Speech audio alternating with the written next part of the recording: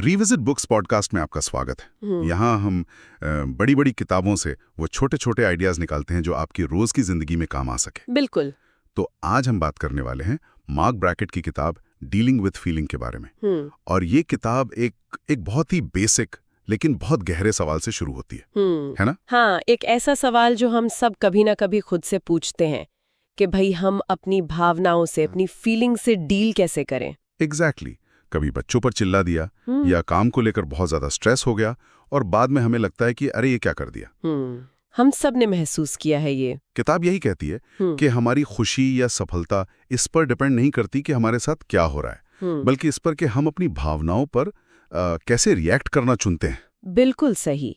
और लेखक mark bracket कोई ऐसे नहीं लिख रहा है, वो Yale centre for emotional intelligence के डायरेक्टर हैं। उन्होंने अपनी पूरी जिंदगी इसी पर रिसर्च की है। वाह।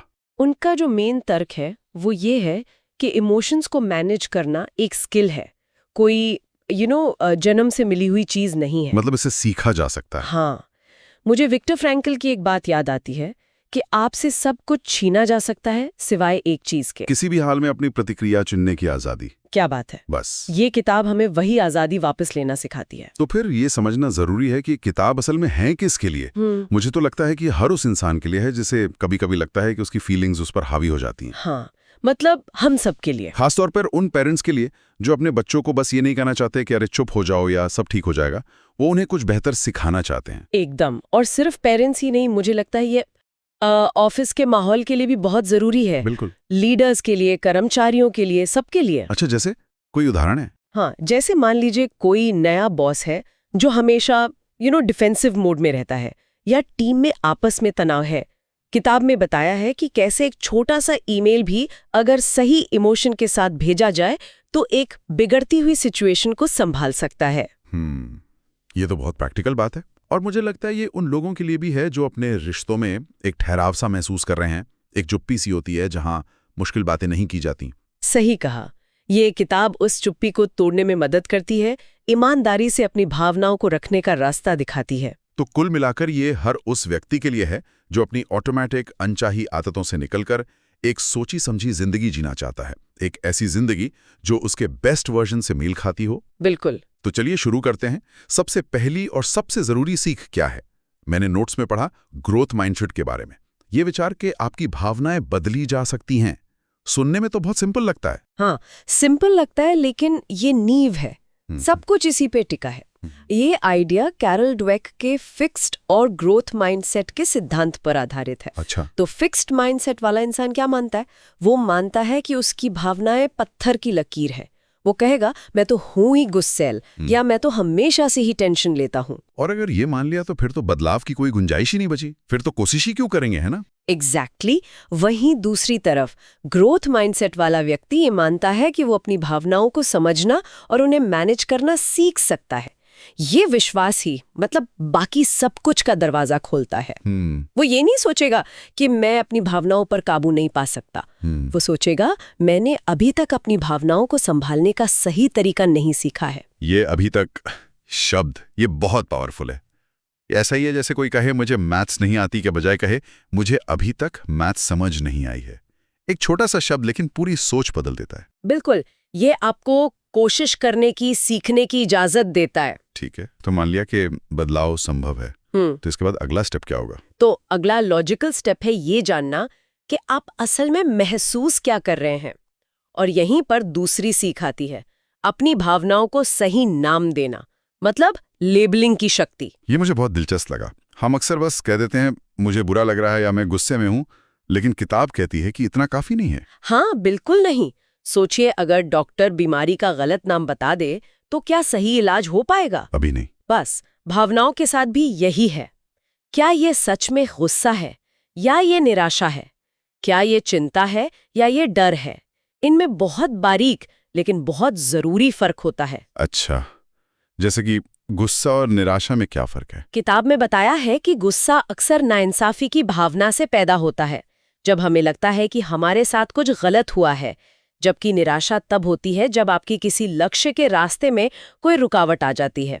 हाँ, जैसे एक किसी प्रोजेक्ट पर महीनों मेहनत की और वो आखिरी मिनट में कैंसिल हो गया। वो गुस्सा नहीं, वो तो गहरी निराशा होगी। एकदम। और चिंता भविष्य को लेकर अनिश्चितता से जुड़ी होती है। जब आप इन भावनाओं को अलग-अलग पहचान लेते हैं, तभी तो सही स्ट्रैटेजी बना सकते हैं। सही बात है। नोट्स में ब्रेने ब्राउन का एक बहुत अच्छा उदाहरण है। उन्हें लगा कि वो अपनी एक सहकर्मी से नाराज, रिजेंटफुल हैं, लेकिन जब उन्होंने गहराई से सोचा तो उन्हें एहसास हुआ कि वो नाराज नहीं बल्कि ईर्ष्या, एनवी महसूस कर रही थी। ओहो। उन्हें लग रहा था कि उस सहकर्मी के पास कुछ ऐसा है जो उनके पास नहीं है, और जैसे ही ये एहसास हुआ, पूरा नजरिया बदल गया। कमाल है। मतलब समस्या उस सहकर्मी में नहीं थी, बल्कि उनकी अपनी एक असुरक्षा थी। तो सिर्फ भावना को सही नाम देने से ही उसका असर कम हो सकता है। हाँ, क्योंकि आपको कंट्रोल देता है। अब आप ऑटो पायलट मोड से बाहर आ गए हैं। और यहीं पर तीसरी और सबसे प्रैक्टिकल सीख काम आती है, प्रतिक्रिया करने से पहले रुकना। लेखक इसे मेटा मोमेंट कहते हैं। मेटा मोमेंट, ये सुनने में बहुत पावरफुल लग रहा है, लेकिन असल जिंदगी में जब कोई आपको कुछ कह देता है या आप गुस्से में होते हैं, तो उस एक पल के लिए रुकना, ये तो लगभग नामुमकिन सा लगता है। मुश्किल है, नामुमकिन नहीं, और ये प्रैक्टिस से आता है। मेटा मोमेंट का मतलब है उस पल में जब आपको कोई बात चुभती है तो तुरंत जवाब देने के बजाय बस एक पल का ठहराव लेना, एक गहरी सांस लेना। सिर्फ एक गहरी सांस? हाँ, वो एक गहरी सांस आपके दिमाग के उस हिस्से को शांत करती है जो तुरंत रिएक्ट करता है, जिसे हॉट सिस्टम कहते हैं, और आपके सोचने समझने वाले हिस्से यानी कूल सिस्टम को एक्टिवेट करती है। अच्छा। और उस एक पल के ठहराव में किताब एक बहुत ही पावरफुल सवाल पूछने को कहती है ना? हाँ। और वो सवाल है, मेरा सबसे अच्छा संस्करण, बेस्ट सेल्फ, इस पल में कैसे प्रतिक्रिया देगा? ये सवाल ही तो सब कुछ बदल देता है। ये आपको उस भावना के चंगुल से निकालकर आपके उसूलों की तरफ ले जाता है। बिल्कुल। ये आपको एक ऑटोमेटिक रिएक्शन से निकालकर एक सोचे समझे रिस्पॉन्स की तरफ ले जाता है। यही दबाव में शांत रहने का सीक्रेट है। ठीक है, तो मैंने ग्रोथ माइंडसेट अपना लिया, अपनी भावना को सही नाम दिया और मेटा मोमेंट में रुक भी गया। अब उस ठहराव के पल में मुझे करना क्या है? सिर्फ गहरी सांसें तो नहीं ले सकते। यहीं पर शायद चौथी सीख काम आती है, अपनी सोच को बदलने के लिए प्रैक्टिकल स्ट्रैटेजीज। एकदम। वो ठहराव आपको सोचने का मौका देता है, और ये रणनीतियां आपको बताती हैं कि क्या सोचना है। किताब में कई तकनीकें हैं। एक बहुत ही दिलचस्प तकनीक है स्पेशियल डिस्टेंस, यानी स्थानिक दूरी बनाना। हाँ, मैंने पढ़ा था इसके बारे में। कल्पना कीजिए कि आप एक मुश्किल सिचुएशन को दूर से देख रहे हैं, जैसे टीवी पर। ये थोड़ा अजीब नहीं लगता? क्या ये सच में काम करता है? हाँ, बिल्कुल करता है। इसके पीछे साइकोलॉजी है। जब आप ऐसा करते हैं तो आप खुद को उस भावना की शिद्दत से मनोवैज्ञानिक रूप से दूर कर लेते हैं। लेखक ने इसका इस्तेमाल अपने पिता के गुस्से से निपटने के लिए किया था। जब उनके पिता उन पर चिल्लाते थे तो वो कल्पना करते थे कि वो एक फिल्म देख रहे हैं। वाह, ये तो एक तरह का मेंटल हैक है अपनी भावनाओं को काबू करने के लिए। नोट्स में एक और तकनीक थी, डिस्टेंस्ड सेल्फ टॉक, यानी दूरी बनाकर खुद से बात करना। ये क्या है? ये भी उतनी ही असरदार है। इसमें आप खुद से फर्स्ट पर्सन में, यानी मैं कहकर बात करने के बजाय सेकंड या थर्ड पर्सन में बात करते हैं, तुम या अपने नाम से। अच्छा, मतलब मैं ये नहीं कर सकता कहने के बजाय मैं कहूं, मेरा नाम, तुम ये कर सकते हो। हाँ, बिल्कुल। या तुम इस सिचुएशन को संभाल सकते हो। ये ऐसा है जैसे कोई दोस्त आपको सलाह दे रहा हो। और हम दूसरों को तो हमेशा अच्छी सलाह देते हैं, पर खुद पर लागू नहीं कर पाते। तो ये तकनीक हमें खुद का दोस्त बनने में मदद करती है। एकदम। रिसर्च बताती है कि ये छोटा सा बदलाव तनाव को काफी कम करता है और परफॉर्मेंस को बेहतर बनाता है। ये सारी दिमागी रणनीतियां बहुत अच्छी हैं, लेकिन मैंने महसूस किया, और मुझे यकीन है हमारे श्रोताओं ने भी किया होगा, कि जिस दिन मैं थका हुआ होता हूं या भूखा होता हूं, उस दिन कोई तकनीक काम नहीं करती। उस दिन मेरा बेस्ट सेल्फ कहीं छुट्टी पर होता है। और ये बहुत ही जरूरी सवाल है। यहीं पर पांचवी और शायद सबसे बुनियादी सीख आती है, आपका emotional regulation budget. Emotional regulation budget, ये कॉन्सेप्ट मुझे बहुत पसंद आया। मतलब हमारी इमोशनल ताकत का भी एक बजट होता है जिससे हम खर्च करते हैं और जिसे हमें भरना भी पड़ता है। हाँ, किताब का तर्क है कि हमारी भावनाओं को मैनेज करने की क्षमता हमारे शारीरिक संसाधनों पर बहुत ज्यादा निर्भर करती है, और इस बजट को 3 मुख्य चीजें भरती हैं: फिजिकल एक्टिविटी, अच्छा पोषण और पूरी नींद। मतलब एक्सरसाइज, न्यूट्रिशन और स्लीप। बिल्कुल। अगर आप थके हुए हैं, आपने ठीक से खाया नहीं है या आपकी नींद पूरी नहीं हुई है, तो आपके पास तनाव से निपटने के लिए कोई बजट ही नहीं होगा। आपका इमोशनल बैंक अकाउंट खाली होगा। और जब अकाउंट खाली होता है तो छोटी छोटी बातें भी बड़ी लगने लगती हैं। हाँ। किसी का धीरे गाड़ी चलाना भी एक बड़ी लड़ाई की वजह बन सकता है। सही कहा। तो किताब इस बात पर जोर देती है कि अपने शरीर का ध्यान रखना अपने मन का ध्यान रखने का पहला और सबसे जरूरी कदम है। बिल्कुल, ये सब आपस में जुड़ा हुआ है। आप अच्छी नींद के बिना मेटा मोमेंट की उम्मीद नहीं कर सकते। आप खराब पोषण के साथ अच्छी दिमागी रणनीतियों का इस्तेमाल नहीं कर सकते। सब एक साथ काम करता है। तो अगर हम इन सारी सीखों को एक साथ देखें तो ये एक तरह का रोड मैप है।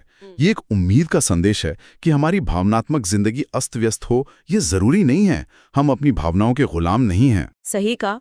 और ये किताब ये नहीं सिखाती कि भावनाओं को दबा दो या महसूस ही मत करो, बल्कि ये सिखाती है कि उन्हें समझदारी से अपने लक्ष्यों को हासिल करने और बेहतर रिश्ते बनाने के लिए इस्तेमाल करो। मतलब हर भावना को महसूस करने की इजाजत देना और फिर ये चुनना कि हम कैसे प्रतिक्रिया दें जो हमारे सबसे अच्छे संस्करण को दिखाए। बिल्कुल। ये एक ऐसा हुनर है जिसे हम सभी सीख सकते हैं, प्रैक्टिस कर सकते हैं और समय के साथ इसमें बेहतर हो सकते हैं। इसकी शुरुआत बस इस विश्वास से होती है कि हम बदल सकते हैं। और ये हर दिन छोटे छोटे लगातार उठाए गए कदमों से आगे बढ़ता है। ये एक मैराथन है, स्प्रिंट नहीं। तो इस पूरी चर्चा के अंत में एक सवाल जिसके बारे में सोचा जा सकता है, अगर आप आज सीखी हुई कोई एक बात या कोई एक हुनर अपने छोटे संस्करण यंगर सेल्फ को सिखा सकते तो वो क्या होता? और आपको क्या लगता है कि उससे आपके जीवन का रास्ता कैसे बदल सकता था? ये था आज का विश्लेषण। हालांकि ये चर्चा पुस्तक के पूरे पाठ का स्थान नहीं ले सकती, लेकिन ये इसकी शिक्षाओं की एक झलक जरूर दे सकती है। मुझे आशा है कि आपको ये चर्चा उपयोगी लगी होगी और मैं आगे भी आपके साथ साझा करने के लिए उत्सुक हूं। मुझे बताएं कि आप अगली बार किस पुस्तक पर चर्चा सुनना चाहते हैं।